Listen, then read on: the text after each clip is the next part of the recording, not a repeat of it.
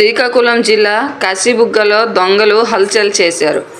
KT రోడ్లో ఉన్న ప్రభుత్వ వైన్ షాప్లో గత అర్ధరాత్రి దాటిన తర్వాత జరిగిన చోరీ ఘటన తీవ్ర కలకలం రేపింది.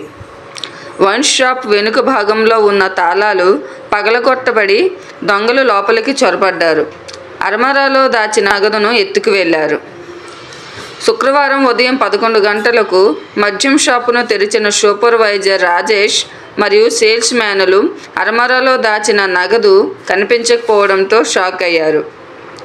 మద్యం షాపు వెనుక భాగంలో తాళాలు పగలగొట్టబడి ఉండడంతో చోరీ జరిగినట్లు నిర్ధారించుకున్నారు.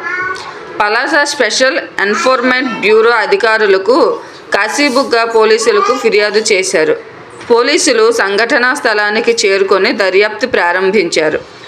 శ్రీకాకుళం నుంచి క్లూన్ టీంను రప్పించి వేలిముద్ర సేకరించారు.